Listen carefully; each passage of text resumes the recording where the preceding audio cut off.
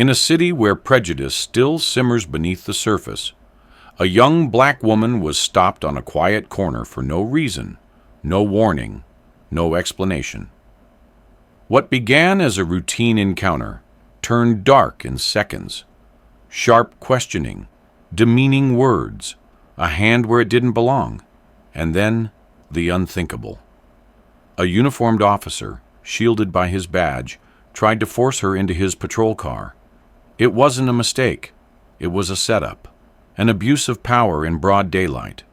Her cries echoed unanswered, and for a moment, it seemed like the ending was already written. But then, everything unraveled, because someone was watching. Not just the bystanders, not just the phones. A man who once stood for justice on the silver screen stepped forward, and this time, justice threw a punch. What that officer didn't know was that every second was being recorded. Every word, every threat. And now it wasn't just between him and her. It was between him and the world. They thought they had the power. But they forgot. People are watching, and they remember. Before we dive into the rest of this powerful story, let us know, where are you watching from? And more importantly, what would you have done? We'd love to hear your thoughts. The afternoon heat rolled over Venice Beach like a thick wool blanket. The ocean breeze, usually a welcome relief, barely stirred. It was the kind of summer day in Los Angeles when the sidewalks shimmer and patience wears thin. At the corner of Pacific Avenue and Windward, 21-year-old Kenya Washington stood at a lonely bus stop, hugging a leather portfolio to her chest. Her white blouse clung to her back with sweat, but she hardly noticed anymore. She had just finished a big interview at the Los Angeles Times, a dream opportunity for a girl raised by a single mother in Crenshaw. Kenya was smart, ambitious, and stubbornly optimistic. She believed that her words could change things, even if the world didn't always seem eager to listen. The 33rd bus was late again, just like it always was when you needed it most. She checked her watch. 4:26 p.m. She sighed and shifted her weight, mentally drafting thank you notes to the editors who had grilled her, then smiled kindly. They liked her, she thought. They really did. Maybe this time the door would open. A low rumble drifted in from the street behind her. Kenya barely noticed at first.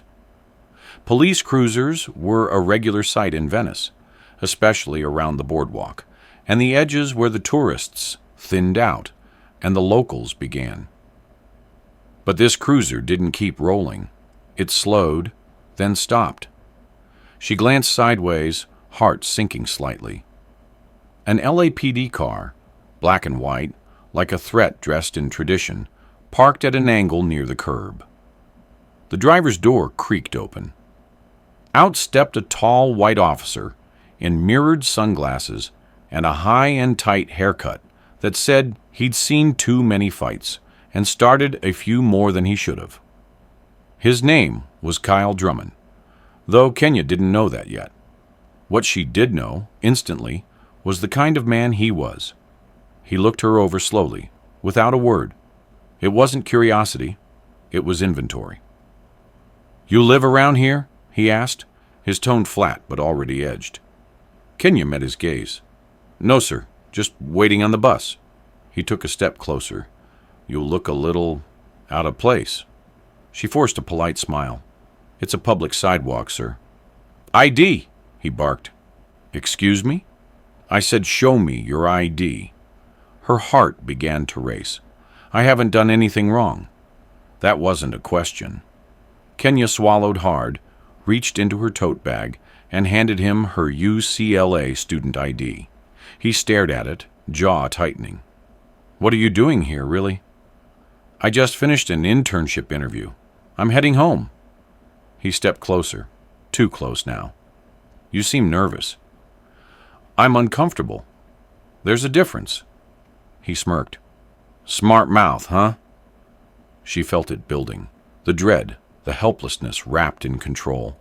He was drawing it out, making it a show. Am I free to go? She asked. He didn't answer. Instead, he reached out and touched her upper arm. It wasn't gentle. It wasn't professional. Hey! She cried, pulling back.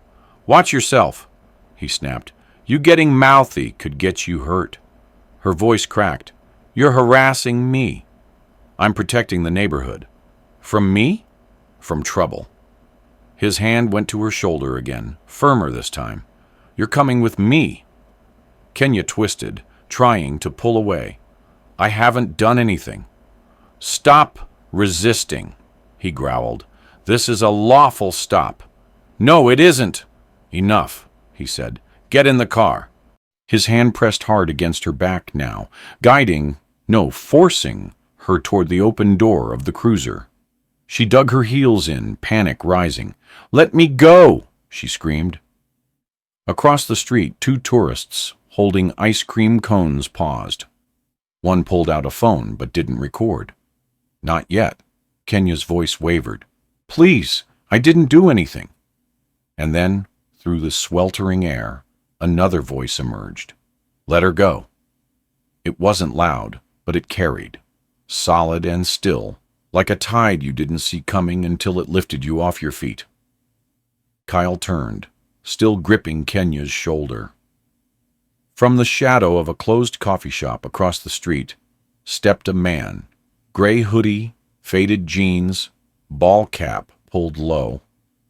He looked older, maybe late 60s, but broad-shouldered, strong, eyes steady. Kyle sneered. Back off, old man. The stranger didn't move. She's not resisting, he said calmly. You are. Kyle squared up. This doesn't concern you. It does now, the man said. Kenya looked up through tears. Something about that voice, that face. The tourists started whispering. One raised his phone again. You have any idea who I am? Kyle barked. Do you? The man countered. Because I think you forgot you're wearing a badge, not a crown. Kyle growled, stepping forward. You want to get involved? The man nodded once, almost with sadness. You already made that decision for me. Then it happened. Kyle lunged, reckless, furious, but he was too slow. One step, a twist of the shoulder, and the stranger's fist cut clean through the space between them. The punch wasn't wild. It was trained, tight, precise. The kind you only throw when you've thrown thousands. Kyle hit the concrete like a sack of bricks. His head bounced once. His sunglasses skidded across the pavement. Silence fell. Kenya gasped. The tourists dropped their cones. Someone shouted, Holy crap, that's Stallone! Now phones were everywhere. Clicks, flashes, live streams. Sylvester Stallone turned to Kenya. His voice softened. You all right? She nodded, barely breathing. He tried to put me in the car. Stallone glanced down at the dazed officer, then back at her. You didn't do anything wrong. Don't forget that. Kyle moaned, trying to sit up. In the distance, sirens wailed. More cruisers were coming. The street had changed. A moment ago, it was just a hot corner in Venice. Now it was the center of something bigger. Kenya clutched her bag tight, her hands still shaking. Stallone stood beside her, arms folded, face unreadable. The cameras rolled. And just like that, the world started watching. The sirens grew louder, rolling toward them like waves against a steel wall. Stallone stood still, a quiet sentinel, while Kenya tried to steady her breath. Her hands were still trembling, the sweat now cold on her skin. Officer Kyle Drummond groaned on the ground, trying to push himself up, but the hit had taken more than just his balance. It had taken his control. The crowd had swelled, cell phones raised like a forest of silent witnesses. Whispers spread fast, blending awe and fury. "That's really him," someone muttered. "That's Stallone. Rocky." A woman in yoga gear stepped forward, phone pointed straight at the scene. "He just saved that girl." Another voice shot out from behind a parked car. "She didn't do anything, man. That cop tried to grab her." Kenya didn't speak. Her voice had retreated somewhere deep inside her, hiding behind shock and memory. The adrenaline was beginning to crash. She felt dizzy. Then a firm, warm hand landed gently on her shoulder. Stallone leaned in, his tone low but firm. "Stay with me, okay? You're safe now. You're not alone." Two LAPD cruisers screeched into the intersection. Uniformed officers poured out, hands near their belts but not drawn. They scanned the scene. A dazed officer on the sidewalk, a crowd filming, and, God help them, Sylvester Stallone standing protectively beside a crying young woman. The ranking officer, a Latina sergeant with sharp eyes and a no-nonsense tone, stepped forward.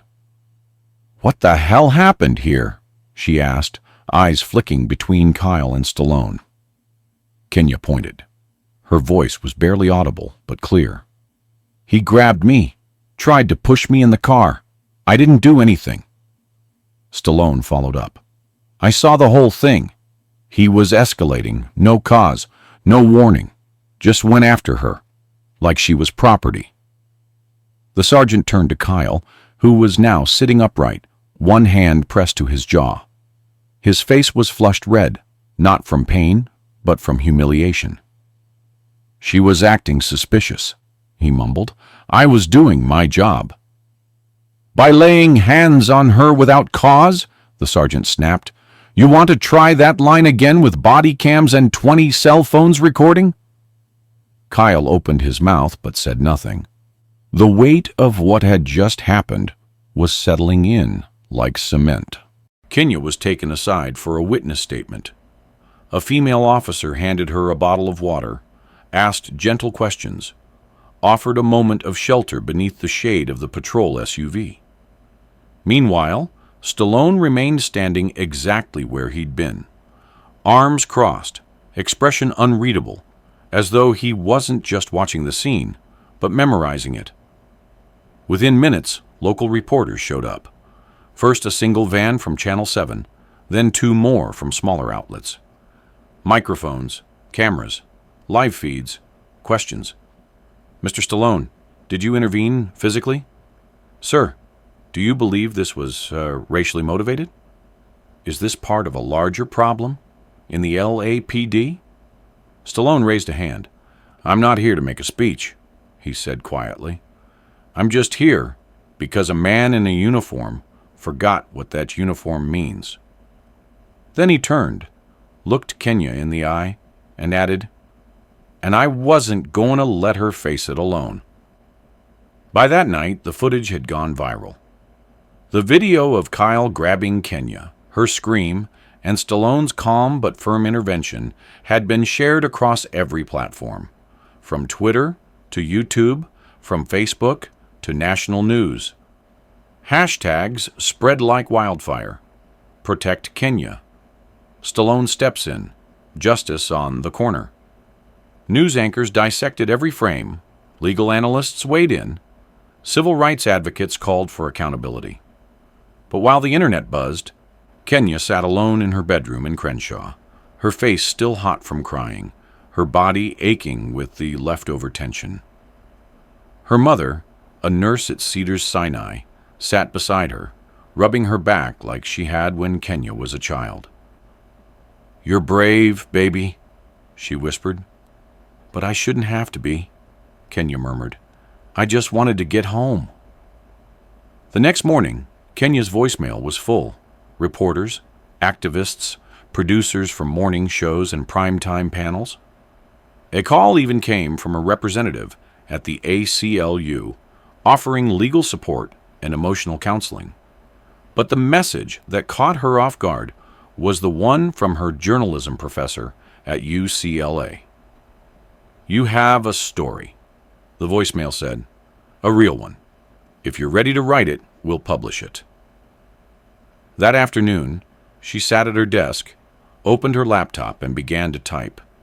The article was raw, honest, painful. Titled, "The Day I Was Almost Taken for Existing," it chronicled the moments of the stop, the weight of Kyle's stare, the invasive touch, the panic, the silence of passers-by. But more than that, it told the story of what it felt like to be young and black and female and still seen as dangerous. She wrote about the look in Stallone's eyes. Not pity, not anger, but recognition. As if he'd seen injustice before and knew it didn't always wear a mask. The piece was published by the Los Angeles Times within 24 hours. Within 3 days, it had been reprinted in The Atlantic, Teen Vogue, and The Washington Post. She was invited to speak on NPR. Oprah's team called, not for a show, yet, but to send encouragement. Meanwhile, Kyle Drummond was placed on administrative leave, pending investigation. But the damage was done. His face was everywhere. Every arrest he'd made in the last 2 years was now under review. 2 women stepped forward with similar stories, stops that turned uncomfortable, touches that were never written into reports.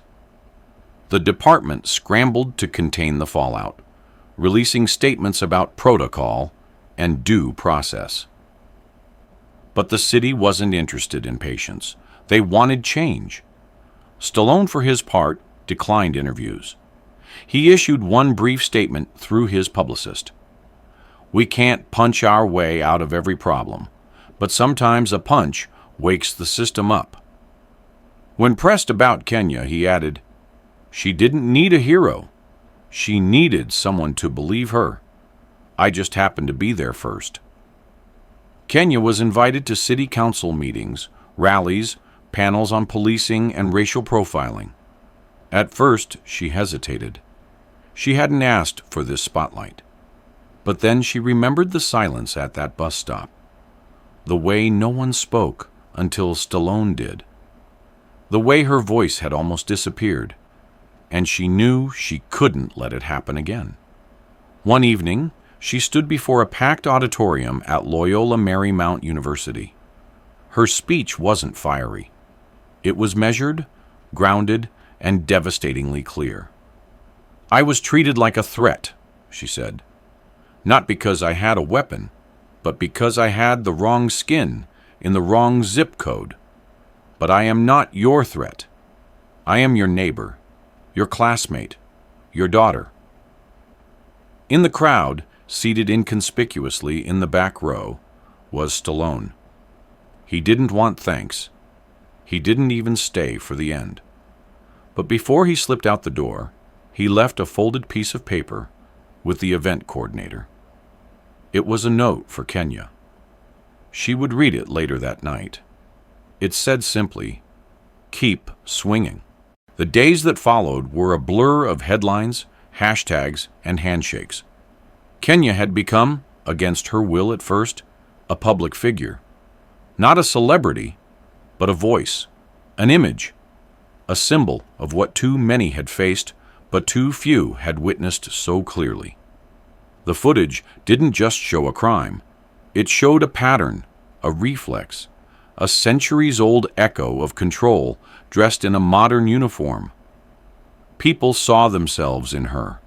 Young black women who had been followed through stores, pulled over without cause, spoken down to in offices.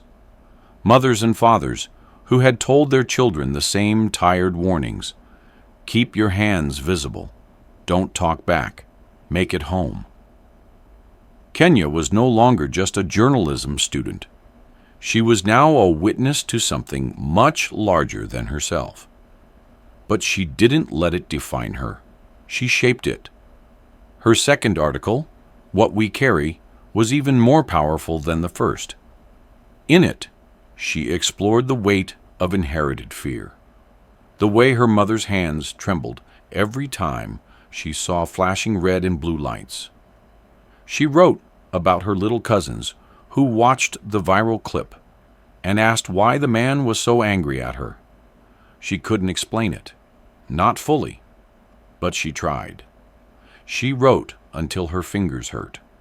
Wrote until the page blurred with tears. And when she was done, she didn't ask for applause. She asked for accountability. Meanwhile, the LAPD opened a formal investigation into Officer Kyle Drummond. The evidence was overwhelming. Multiple camera angles, audio from the cruiser's dash cam, and eyewitness reports all aligned. The story could no longer be spun. This wasn't a misunderstanding. It wasn't a bad day. It was misconduct, clear and dangerous. The department made a public announcement. Drummond would be terminated, and a review of his prior arrests and complaints was underway. But Kenya knew that firing one man wouldn't fix the system, so she kept going. She joined panels on policing policy, worked with youth organizations teaching media literacy, and even started a podcast called Streetlight Stories, where she interviewed people who'd had similar experiences but never had a camera rolling to prove it. Her voice was steady now, not because she was fearless, but because she'd found something stronger than fear: purpose. One Saturday morning, she received an envelope in the mail, no return address. Inside was a single photograph. It was a candid shot of her on the sidewalk the day of the incident, her face stunned, tears streaking her cheeks, Stallone standing beside her, protective but quiet. On the back, someone had scribbled in thick black ink, "You didn't break. You built." She smiled for the first time in days. Then she framed the photo and placed it on her desk, beside a stack of printed pages labeled Chapter 1. The book deal came shortly after. A small independent publisher in Brooklyn had followed her story and offered her full creative control. The title she chose was simple: Eyes Forward. In the introduction, she wrote, "This isn't a hero's story. It's a reminder that ordinary days can turn extraordinary, that silence protects the powerful, and that sometimes justice doesn't wear a robe. It wears a gray hoodie." Months passed. The media frenzy faded. The world, as it does, moved on to the next outrage, the next fire. But Kenya kept writing, kept speaking, not because the cameras were on, but because the silence still was. One evening in early spring, nearly a year after that day on the corner of Pacific and Windward, Kenya was invited to speak at a civil rights gala in Washington, D.C. She wore a sleek black dress, natural curls pinned high, her mother's gold necklace resting just above her collarbone. The room was full of senators, celebrities, activists, and survivors. When she stepped up to the podium, the applause was polite but unsure. Many had only read headlines. They didn't know her voice until she opened her mouth. She didn't start with statistics or slogans. She started with a memory. "I was 11 when my mom got pulled over for a broken taillight," she began. "It was dusk. We were on our way back from church. The officer told her to step out of the car. I remember watching her fingers shake on the door handle. I didn't understand it then, but I do now." She spoke for 12 minutes. No notes, no pauses, just her truth. And when she finished, there was no standing ovation, just silence. A good kind of silence. The kind that meant people were listening. Afterward, as the guests milled about, sipping wine and making small talk, an aide tapped Kenya's shoulder. "There's someone who wanted to say hello." She turned. It was him, Stallone, dressed in a navy suit, hands tucked casually in his pockets. He looked exactly the same, weathered, calm, eyes that had seen things. "You clean up nice," he said with a half smile. You too, she replied, and they both chuckled softly. Didn't think I'd see you here. Didn't think you'd need me anymore, he said, his voice quieter. She hesitated. I think I did, for a while, but now I just want to make sure the next girl doesn't. He nodded. That's how you know you're ready. She bit her lip, then pulled something from her clutch, a copy of her book. She handed it to him. I signed it already. Hope that's okay. He took it, thumbed through the pages, and said only, It's more than okay. They didn't say much else. They didn't need to. That moment on the street had bound them in a way no headline could explain. Later that night, as Kenya rode back to her hotel, watching the Capitol dome glow against the navy sky, she allowed herself to breathe, deeply, fully. For the first time in a long time, she felt still. Not because the world had changed overnight, but because she had. And that maybe was enough to start something new. Across the country, in living rooms and classrooms and quiet corners of coffee shops, her story continued to echo. Teachers used her articles in curriculum. Police departments added her footage to training programs. Young girls wrote to her saying, You made me feel seen. She saved every letter. And on the anniversary of that summer afternoon, the day Kyle Drummond forgot what it meant to serve, the city of Los Angeles unveiled a small plaque on the sidewalk at the corner of Pacific and Windward. It read, Here, justice didn't wait for permission. Kenya stood before it, the sun warm on her skin, a new portfolio in her hands. This one not for interviews, but for stories she was now telling on her terms. Her mother stood beside her. So did her professor. And in the distance, leaning casually against a bench, was Stallone, watching, nodding once, then disappearing into the crowd.